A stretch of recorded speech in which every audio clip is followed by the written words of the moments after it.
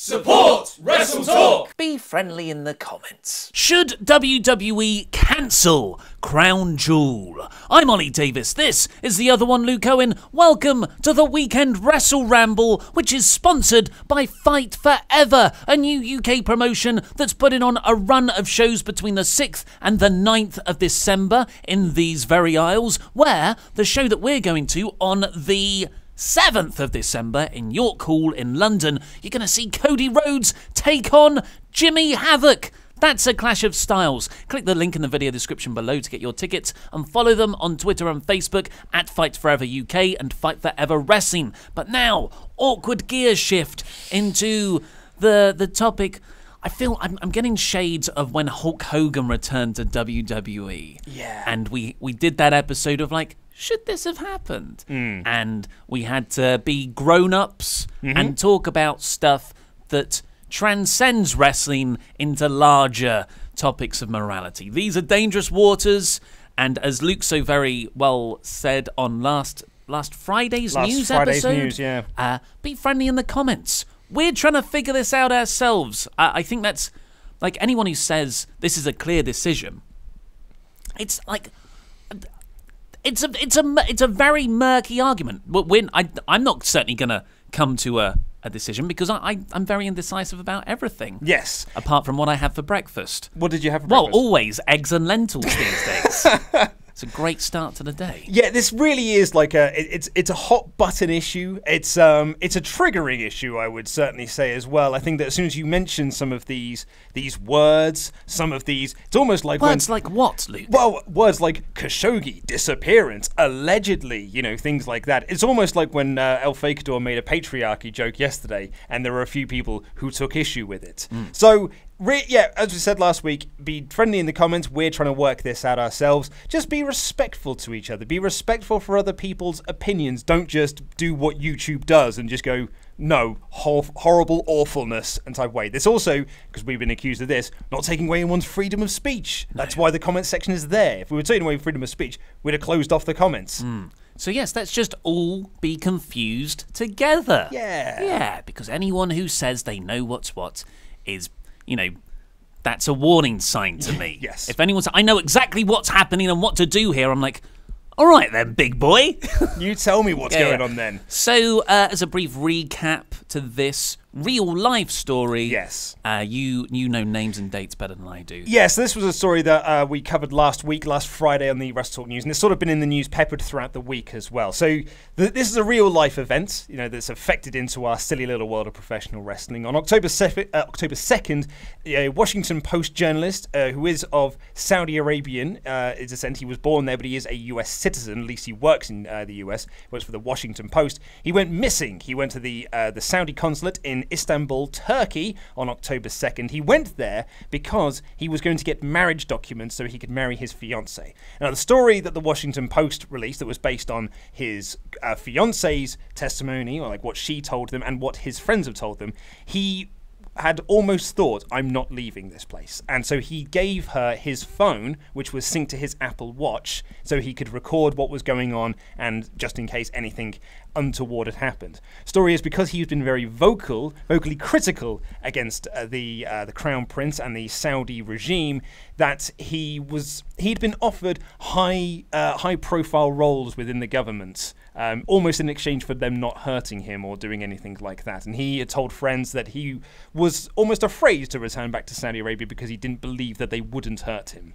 And he went into the consulate, hasn't been seen since. Turkey officials have released a video of him going into the consulate, but say there is no video of him going out. And they've also said that they have seen and heard the footage and audio of him being interrogated, tortured, and murdered, and dismembered. And that is why we've not seen him in 2 weeks now.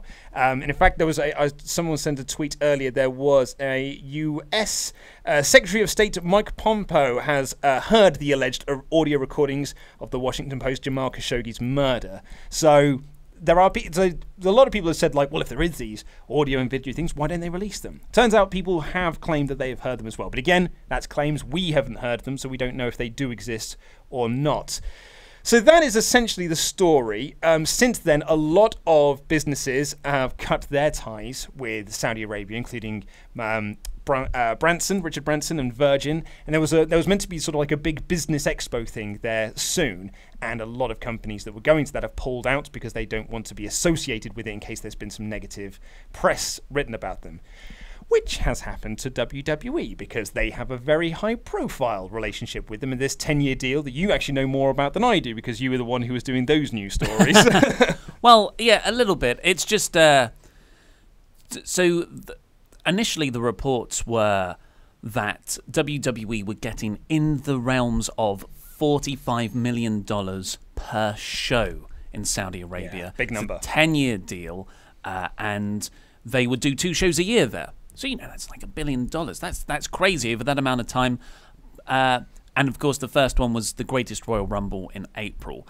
And that was controversial all by itself because that show, because of cultural customs in Saudi Arabia, won't let women perform in sports, essentially, especially if they're scantily clad, like the wrestlers. Men wrestlers are as well. I'm all for equal rights, scantily cladness. Mm-hmm. And this rubbed, understandably, a lot of people the wrong way, myself included, because, you should get women on the show. WWE's defense at the time was, well, you start off like this, and you slowly introduce change. So, you put on female matches maybe in 2 years' time, and you would have been a part of this narrative that over time you have a progressive slant for things. And that's MBS, which is Mohammed bin Salman, who is the Saudi crown prince. That's his vision, apparently. I think it's Hindsight 2030. It's called Vision 2030. Vision 2030. Hindsight 2030. Yeah, maybe there will be. There might be some hindsight in a decade's time, and it's the idea that by 2030, the year 2030, Saudi Arabia will have a society that's come around to more Western styles of living. So, like equality, they make a big thing that women can drive now, which they couldn't do previously. Yeah, they couldn't do previously. So that's like, quite a noble thing. You want to get there, but you understand societal change never happens overnight. This is a long game thing. So but from WWE's approach, usually I would go, okay, it's for the money, whatever. But because it's in tandem with them promoting their women's equality, and we've got Ronda Rousey, it's the women's movement. You just battered over their head every episode of WWE programming, Women's Evolution, and now they're doing the Evolution pay-per-view, which is the all-women's thing, and then 5 days after that, you're going to get this Crown Jewel show, which also doesn't have female performers on. And I feel like a lot of people just got used to that now. WWE's very good of not having scandals stick to it because it's such a weird thing anyway. Like, the mainstream press looks at professional wrestling as a bit of an oddity, and therefore it behaves by different rules. And that's kind of what's happened here. And we do just go along with it most of the time. We say that WWE's terrible, but we tune into Raw and SmackDown every week, so we're part of the problem too. Yes. But then it's had this addition of the Khashoggi murder, the Khashoggi murder. My apologies. And that's WWE, like their sort of stance on this, and JBL and Randy Orton have done statements saying, well, you got to go there and it'll create change. They're at the forefront of change. The forefront of change. And that's kind of like, well, that's the argument for the women's progressive stuff. We're not talking about that anymore. We're talking about the fact that the government allegedly have murdered a journalist. And, to point out, countries that Western countries work with, murdering journalists is pretty widespread and nothing new. But this one has flared up. Yeah, and it's and that's kind of the thing with the JBL and Randy Orton comments is that like the JBL one in particular was very much like a, you know, what do you think of WWE doing this deal with a country that is alleged to have murdered a journalist? And JBL quickly dodged that question and answered a different question, but still made it sound like he was answering the original question. And Randy Orton's one was the exact same thing as you said, like they were answering different points. But WWE have just said we are monitoring the situation, and Dave Meltzer said on the Wrestling Observer Radio that the only way this show is going to get cancelled is if the State Department say you cannot go, or the President of the United States, Donald Trump, says you cannot go. And I saw a report this morning that apparently Donald Trump has put blocks in place for information from Turkey to get released in regards to the Khashoggi murder, because he himself has ties to the Saudi Arabian government and their regime, because they help him buy, or they buy some of his property and his real estate from his previous career before he was the president. So, but again, that's all, you know, alleged. That's what was reported today. So it looks like this show is 100% going to happen. WWE were promoting it on Raw and SmackDown, but not mentioning where it was. They were just saying it's Crown Jewel, it's airing on the WWE network. And they've got they've got two massive matches that they're promoting on there, which is the triple threat for the Universal Championship and Shawn Michaels' first match in 8.5 years. And it's a much smaller crew going this time. Dave Meltzer wrote in the Observer that only 19 wrestlers are actually going over this time around, because the majority of the show is going to be built around the World Cup tournament. So it is a tournament. It is a tournament to determine the best in the world. It's a one-night tournament and those 3 matches. So actually only 19 people are going. But they are all big time. You've got John Cena in there, Kurt Angle, Rey Mysterio, The Undertaker, Shawn Michaels. Jeff Hardy's part of the Hardy qualify. Did he? Yeah, so yeah, he did. I can't remember. I wasn't really paying attention. The Miz. Oh yeah, I forgot he was part of it. Miz did. He had his 30-second match with Rusev. So it's it's. Did you see today on Wrestling Observer Radio that they said actually the amount of money profit from this show is only $2 to $3 million. I think because they've got such a high expenditure this time round as opposed to they did last time. Yeah, because Brock Lesnar is training for an MMA comeback, and he has effectively had to halt that MMA comeback to go into wrestling mode. And like Brock does not do stuff cheaply anyway. He's got an even bigger payday on the horizon for UFC. And he says, well, this one's even more money. I'm going to do this one. And it's a 7-figure sum was the reports. That's a massive amount of money. And I think definitely more than $1 million. 100% more, yeah. Because like from the UFC fight, he'll make $5-6 million. So I've got to imagine it's like around the 4-5 mark. And you've got just plucking that figure out speculation. Well, absolutely. I mean, you've got to wonder how much Michaels is making for this, considering that for the last 8.5 years, every time a money offer has been put on the table for him to have a comeback match, a WrestleMania match, a Royal Rumble match, they've been trying to have him have a match in WWE since his retirement in 2010, and he has always said no. So there has got to be a very, very large number that made him then go, all right then. Yeah, this isn't like I'm doing it for my kids. Like Goldberg, he was like, my son never saw me wrestle and I want to see him. And I fully believe that because Goldberg loves his son. Apart when he dabbed. Yeah, that one time. That was the only time Goldberg has not loved his own son.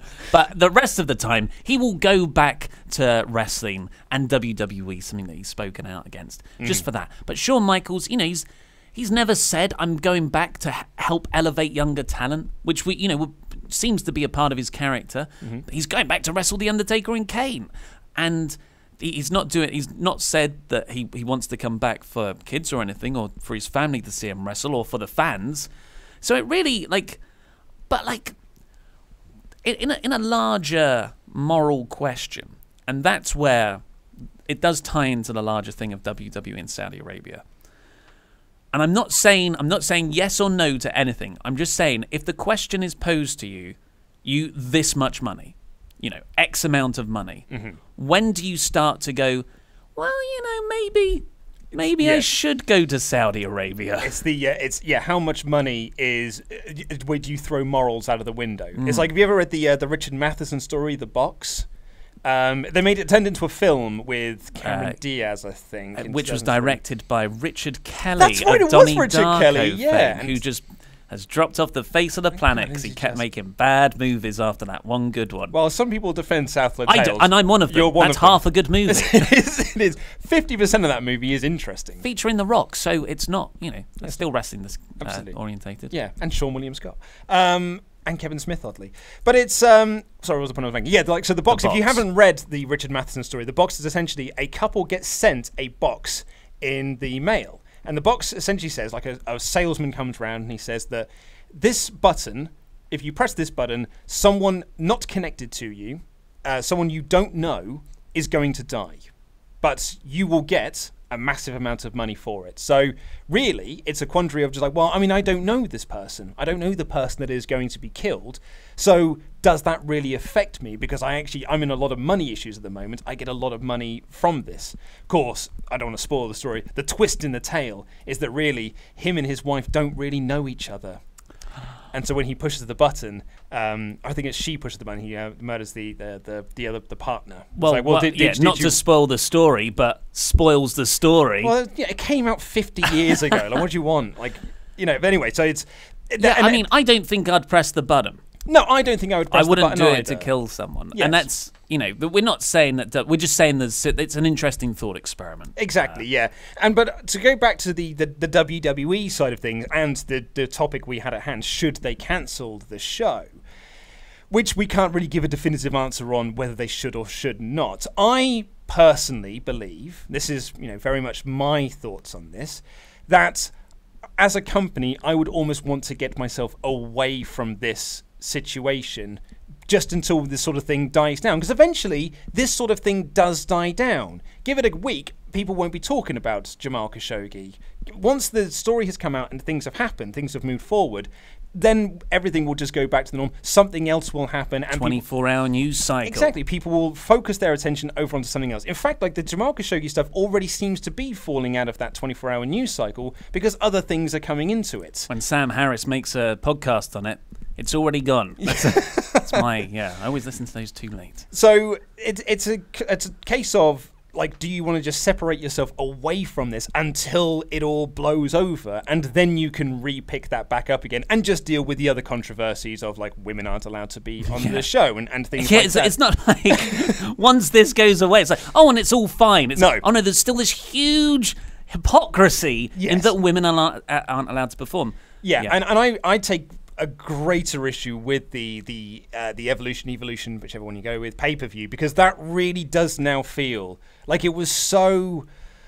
It's such a hypocritical move. It undermines everything they say. It undermines absolutely. That show literally exists because they were going to do Crown Jewel, and because they didn't want the same backlash they got for Greatest Royal Rumble. Well, we'll just announce this show first.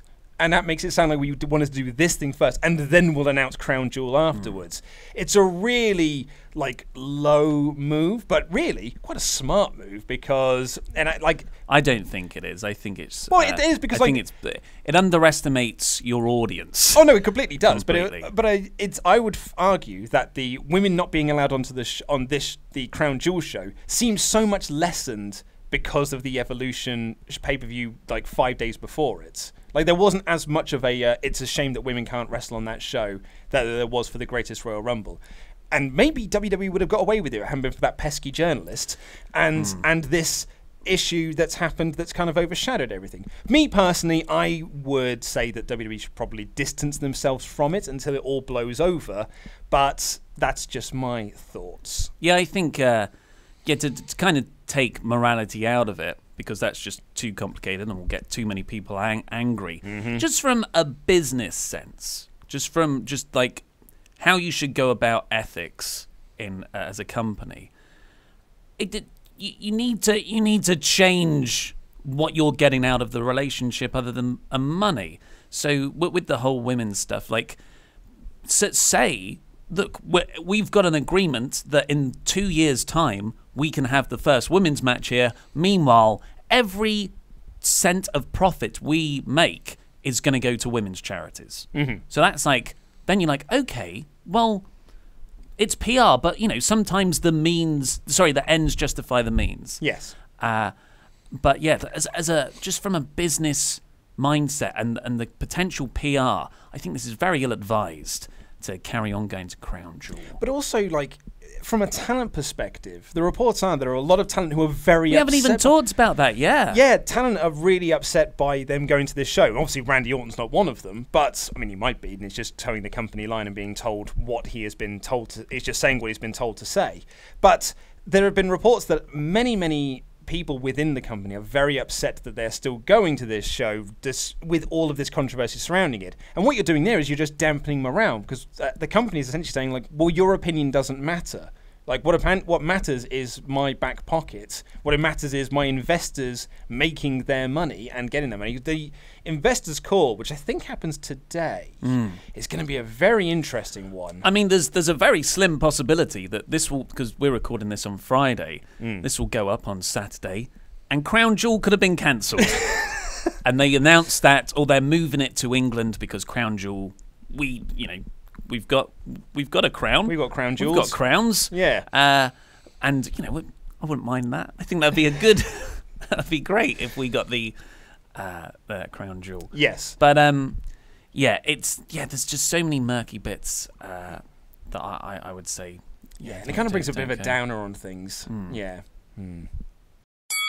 If you're wondering to yourself, what the heckins is a crap gimmick? Crap gimmick is a section we do here every single Saturday on the WrestleRamble Awkward Gear Change, where you, the Swaff Nation, send in to us your crap gimmick submissions for crap gimmick wrestling, and we decide which ones we're going to sign. And then trading cards get made up for them by our awesome art man, Lewis Tillett, which you can follow on Instagram at Lewis Tillett Art. We've had some amazing ones there thus far. If you want to send in your submission, it's luke@wrestletalk.com. One more time, luke@wrestletalk.com. That is luke@wrestletalk.com, and I will read them out. We've got a massive backlog, almost 250 at the moment. We're currently in the middle of July. That's how far back we are with these. And if you're wondering, lay it on me. And if you're wondering what's a crap gimmick, well, we like to describe it as WWF's 90s mentality of you are a wrestler and a blank, or it could be something much more sort of obscure, tangential, and we really like those ones as well. Abstract. Just great stupid. words. Just stupid. plain up stupid. Absolutely. What we don't want is people that just lose all the time, because there's not a lot of mileage in that. So, coming up first, we have got from Nikki the Postie, who you might recognise from the WrestleRamble podcast. She emails in some poems every now and again, so Poetry Corner. I was going to say, yeah. Yes.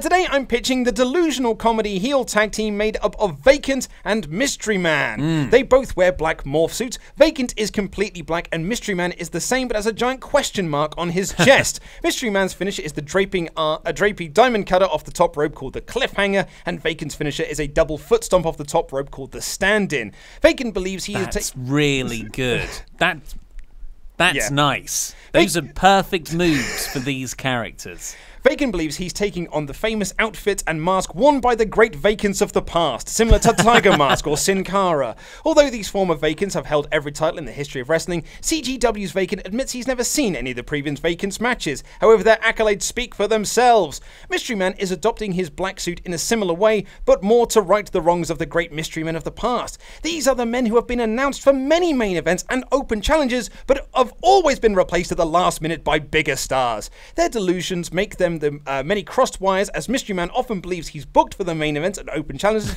and shows up uninvited to be told he's not actually booked. Similarly, Vacant often thinks he's won a title when titles are vacated. This also causes friction between the two, as Mystery Man believes Vacant is constantly embarking on a singles career due to his recent title wins. These delusions will eventually cause the team's downfall as the tag titles are vacated, and Mystery Man thinks Vacant has found a new partner, also named Vacant. And so, there's an issue slightly with this, in that we have already signed Vacant to the Crap Gimmick Wrestling roster.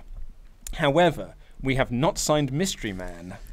Yeah, although I like the visual of a guy in a morph suit and a guy in a morph suit with a question mark, I think that's a great way to differentiate the tag team when they're wrestling, and the motivations and stuff. Vacant always thinking he's won a title when it's declared vacant. And he's carrying on the legacy of other great Vacants. That's really good. Yeah. And the move sets are great, the finishers. I also like Mystery Man standing in for... Yeah. But I like when you were reading that, of course we've already got a Vacant, but I don't I don't think Mystery Man and Vacant are they're too similar. I would much prefer all of Mystery Man's stuff be put into Vacant, so he's turning up for the things thinking he's booked, and like the stand-in finisher is actually just a setup move. Or actually, you would do the cliffhanger and then into the stand-in. There you go. As the setup. But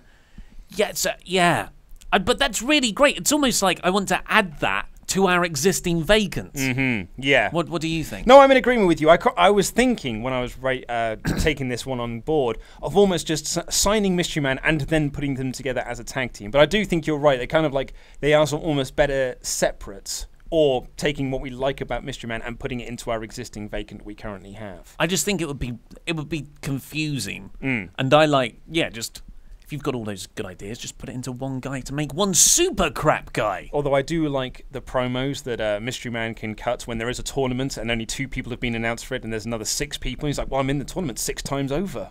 Well, you could just get Vacant to do that. You can, yeah, absolutely. You can just get Vacant to do it instead, yeah. This one comes in from Donovan Collins. Both of these were sent in on July 16th. The poet, Old English. His comment is a classic costume from Shakespeare. I'm guessing you mean Shakespearean times. He comes to the ring quoting Shakespeare before every match, speaking in oldie English. Before his finisher, he yells, "To be or not to be? That is the question." If the fans yell, "To be," he hits his finisher, double knee to the back while riding the opponent to the ground, that he calls Othello. If they are not to be, then it is a sleeper hold that he calls Juliet. Since he would be a face, he often goes up to fans and see if they can quote Shakespeare, and if they can, he gives them that ruffled neck scarf thing, that's to show they are true fans. A ruff. A ruff. It's called a ruff.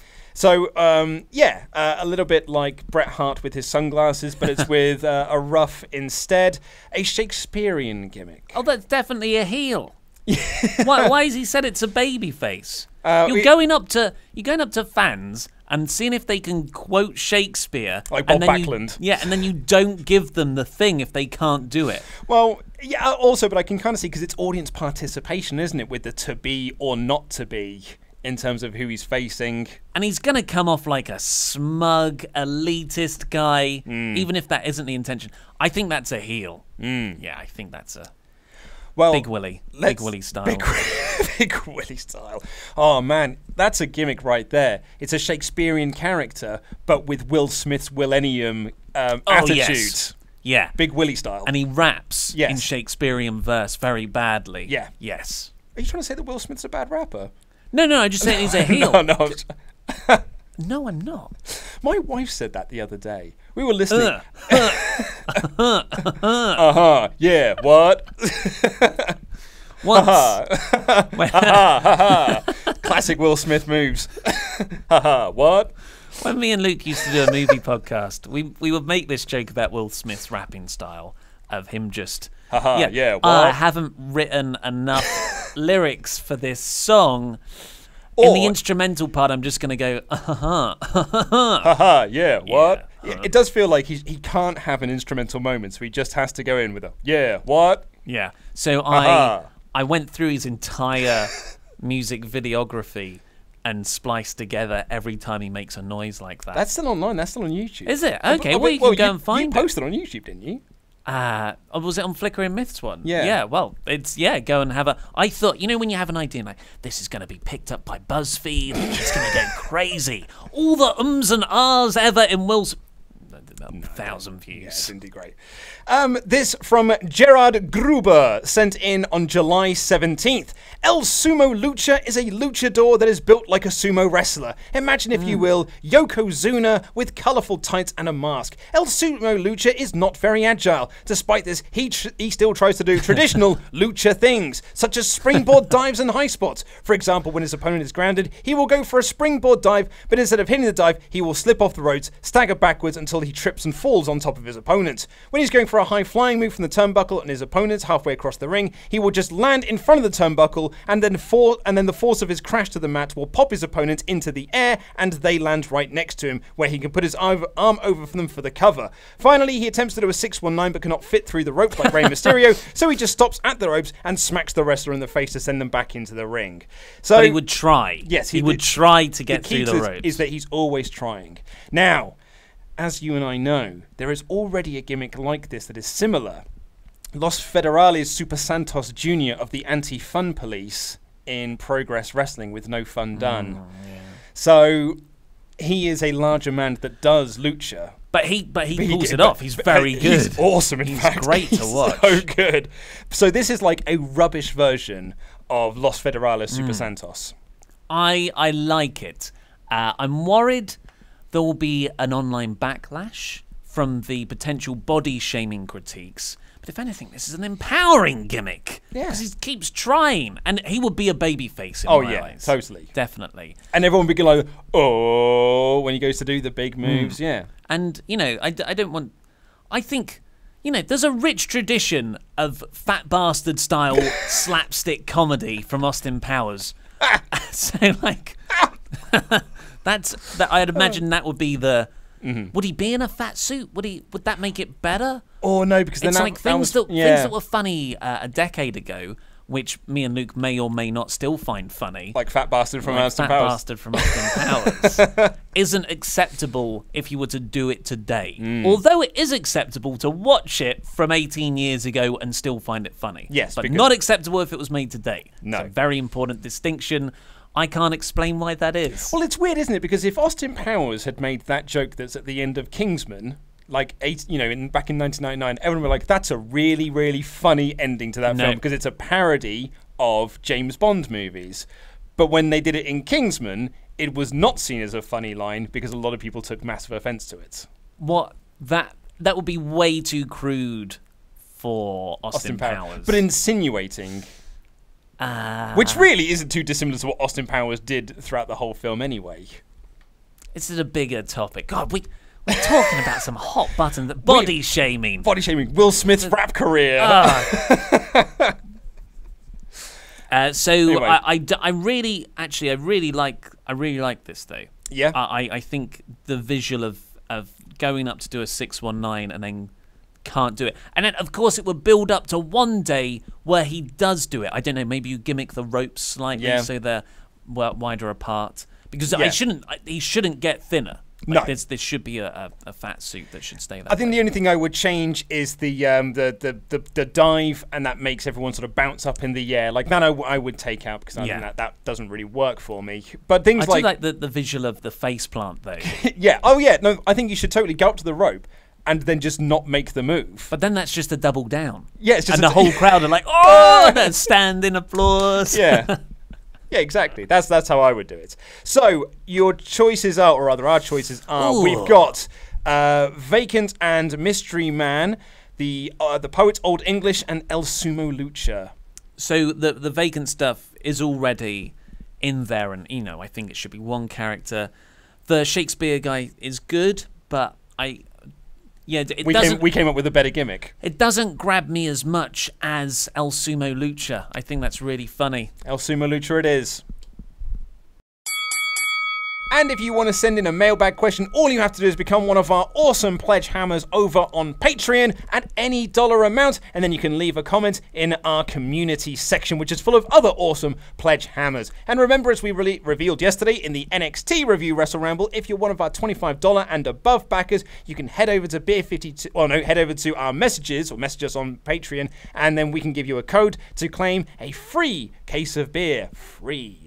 And there's other descriptions in there. Because usually you have to pay for that free case of beer 52 beer. You have to pay for the postage. Yeah, pay for the postage. But this is postage free. It's it's just what a Patreon perk that is. 100% free. And before we go on, we're slightly late on this because studio moves and other things that sort of happened and kind of made us sort of fall behind on things.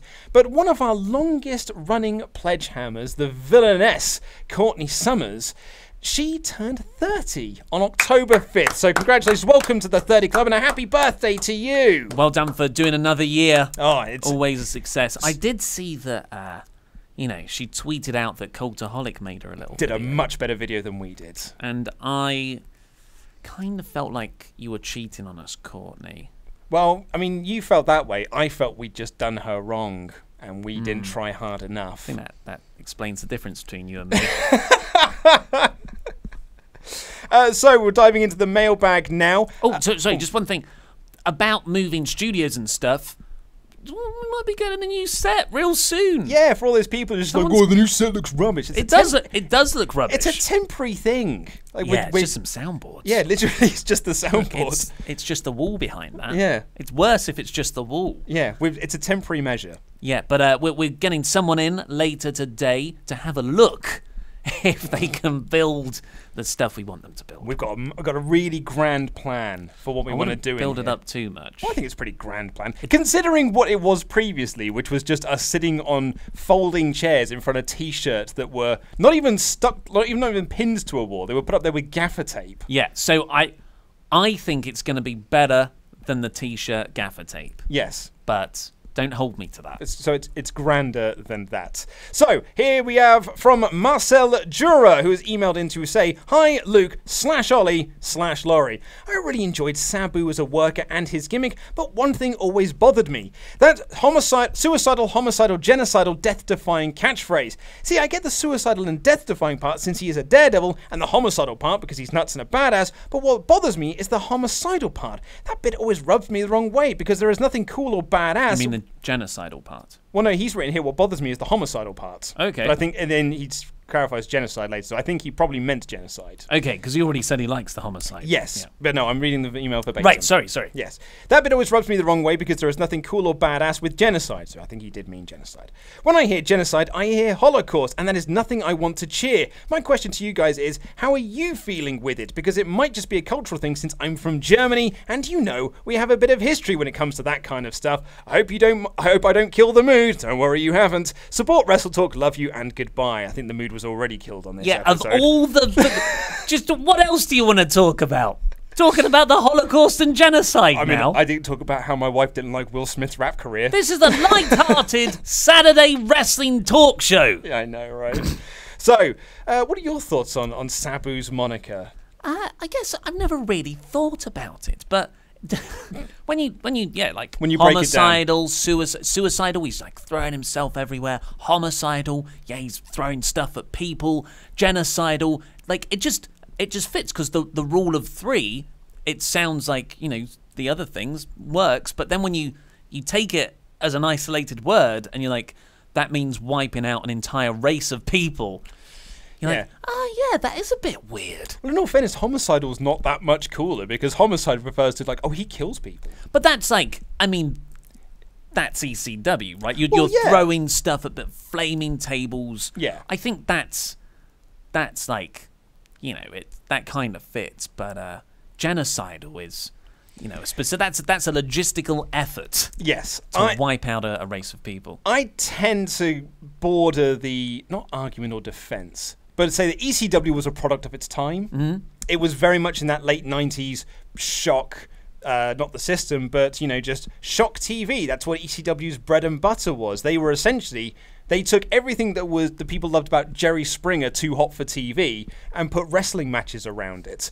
And like it was of its time. They didn't really have women's wrestling. Women were in ECW to either be called a slut or to, you know, take their clothes off and have a cat fight. Or to kiss other women. Or to kiss other women, exactly. So it was very much just an of its time thing, but because it, you know, it's kind of stuck with him, it's just stuck around forever, I guess. Like a lot of ECW gimmicks have. Yeah. It's a product of its time. Like Austin Powers. Yeah, I think you might be right though, Michael, or Marcel, sorry, that like it's interesting how different cultures here like have different charges attached to words, and of course where you're from, because I've been to Berlin a few times, and it is just memorials for like, it's just the whole city is permanently saying we're so sorry, we're so sorry.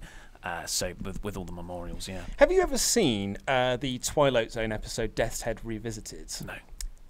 Very, very good. I highly recommend it. I mean, I highly recommend the Twilight Zone anyway. But it is about a German SS officer revisiting a concentration camp and being haunted. I think it's actually Auschwitz, and being haunted and put on trial by the people that he but like the ghosts? Yeah. Oh, wow. It is. I mean, it's not a fun episode. But This last email better be really happy, Luke. you'll be happy to know it is. Okay, good. It's from that guy who wants to support. Hello, that one. Hello, the other one. And hello, the fake one. How do you think NXT UK will affect the indie UK scene? Do you think the characters will be consistent in NXT and the indies? And will the storylines from NXT continue in the indies? And will WWE will let, for example, Progress Championships to be defended on NXT? Keep being the great ones together, sending a lot of love and support all the way from Israel. That's from the guy who wants to support. That's interesting, isn't it? Yes. Like, because WWE titles have been defended at indie shows, notably Evolve. Has one been defended in Progress? I don't know. There's every chance that it has, but I don't know. I wouldn't be surprised if Pete Dunne's belt has. Yeah. But yeah, having another promotion's belt defended within a WWE brand, I think there's too many belts anyway. Tag belt, UK belts, and women's belts for the UK brand. But maybe, like, I could definitely see a Progress champion versus UK champion match, especially if, like, the rumours of Volta going to like having an agreement with WWE to work for their European stuff and the takeover shows. Then you could have, like, that Pete Dunne Volta match, Progress champion versus NXT UK. God, that's mouthwater. That is very, very nice to hear, yeah. Because I'd imagine it probably will be retimed, because at the moment it's the WWE United Kingdom champion. But I'd imagine it'll probably be rebranded to the NXT UK champion. Because they've got an identity crisis. It's just Triple H going, I don't... Yeah. Don't listen to the old man. So yeah, do you think NXT UK will affect the indie scene? It already has. I mean, yeah, it already has, really. Because there are a lot of guys that were doing the independent stuff that have signed sort of exclusive deals with NXT UK. So, in effect, it sort of already has. Do you remember when... So this was 2016, December 14th, I think. 2016. Maybe it wasn't. It was around that time when William Regal announced the UK brand. Just, because we've been working on it for ages. We just so happened to announce it now, a week after the WOS stuff that was announced. Yeah, it's just coincidence, mate. These things happen. Sometimes two Peter Pan films come out within months of each other. And it's just so happened that the WOS wrestling show was about to start on ITV, that they just so happened to announce that they are also going to be launching a TV brand. Just happened months later because they couldn't get a TV deal. So did you hear the story on the TV deal? I hadn't finished my point. Oh, sorry, go on. Sorry. So at this announcement, William Regal says that all the boys that have signed with us will be able to work anywhere. And then a day later, it was modified to anywhere that, like, we think where they can be nurtured and that they can work with places where they're used in a really good storyline. Like, what? And then, like, over the weeks, it was like, no, you just work with who we want you to work with. Who we have deals with, yeah. And it was just a way to take those UK guys, stop them from working WOS. Yes. Yeah. Yeah, so pretty much. Yeah. I was in the Observer today. It was, or yesterday, I should say, because we recorded this on Friday. The story is that WWE were looking to get NXT UK onto Sky, and Sky said no, because they feel a bit slighted by WWE because they signed this brand new deal with Sky. And part of Sky's whole deal with WWE was they got pay-per-view revenue, whereas that's where the money really is. You pay for that, but you get a share of the pay-per-view revenue. And then a week later, WWE announced the network, where all the pay-per-views are going to be on there for $10 a month, and you don't actually have to buy them on pay-per-view anymore. And Sky were like, oh, well, I mean, that's where all of our money's going to be made. And now their ratings have massively declined on Sky Sports, whichever one it's on. I think it's probably on Arena or something. And that contract ends in late 2019. So there are sort of speculation that it might not end up re-signing, and WWE will leave Sky for the first time in like 20 plus years. Yeah, it's a crazy thing to think, and it's I forgot what I was going to say about Sky Sports and WWE. To further on from that, when WWE couldn't get a deal with Sky Sports, they went to BT Sports and asked for them, and then Sky were like, well, no, they can't have it either because you've got a deal with us. And that's why NXT UK has been in this sort of like limbo status, because they taped in July, and it's just been sat there on the shelf. Apparently, they've recorded 18 weeks worth of episodes, and they've just been sat there doing nothing. And they were meant to do an NXT UK women's match at Evolution, which has since been not mentioned ever since. And I don't know whether that's going to take place now, because the match itself, where they crown a champion, will have to air before that show. And then you'll have to announce something to set up that, but you can't announce anything too much that will affect the 18 weeks of TV you've already taped. So they're in this like massive quandary at the moment. They were just saying limbo, and then they were like, nah, it's going on the network. Yeah. I just remember my point, that that's why the network was delayed for so long in the UK, because of that butting heads between Sky Sports and WWE. I think I'm a real big fan of what the NFL do, where they put the Super Bowl on BBC every year. BBC, to my knowledge, doesn't pay a penny for that, because the NFL are like, well, this is great advertising. This is the most amount of people are going to see it. We're going to give it to you for free. Boom. So it seems counterintuitive, but like, give the not the pay-per-views, but give like something to a major UK broadcaster for free, and you massively increase your exposure. Yep. And yeah, that's what I would do. And but yeah, the actual question. Yeah, I mean, as I think we've answered, like, I think it does. It's already affected the indie UK scene. Although now, like, Rev Pro, their TV show starts tonight on Free Sports. So Friday. Yesterday. And there were some guys there that have been that are very heavily pushed on that show that were rumored to be among that list of NXT UK stars that were going to be part of that brand that are now not, because they decided to stick with Rev Pro and other independents instead, as opposed to sign for WWE. Chris Brooks was one of those names. He was rumored to be going over, but your boy, my boy Chris Brooks, he's one of the best. He's so tall and so handsome, but he's also very gross. So yeah, I think that it kind of already has affected the indies, and I don't think that NXT UK stuff will bleed too much into like progress storylines, or because it hasn't really since the since Pete Dunne and since the UK Championships, all way back when. So I don't know if it really will do. But I suppose we won't really know until we're out of this 18 weeks worth of TV that they've taped, and they are going to do it as a weekly show. I'll be so interested to see if, once those 18 weeks are up, whether they still commit to it being a weekly show. That'd be interesting. Because that means they're going to have to tape a lot. They have to do the NXT sort of schedule that they do. But whether or not they are going to keep up with that. Because we've had, yesterday we had a lot of people saying to us, I say a lot of people, we had quite a few people saying, are you going to review NXT UK? Are you going to review NXT UK? My guess is in 2 weeks' time, no one's going to be asking. Yeah, we'll have to see. Yeah. Well, that's all we've got time for today's show. Please go over to Fight Forever in the link in the video description below to get your tickets for the December shows. And these videos right here, give them a click to catch up with the latest WrestleTalk things, and this button right here, which will make you a subscriber to the podcast version on Apple with exclusive intros and outros. Indeed. I've been Ollie Davis. This has been the other one, Luke Owen, and that was Rambling.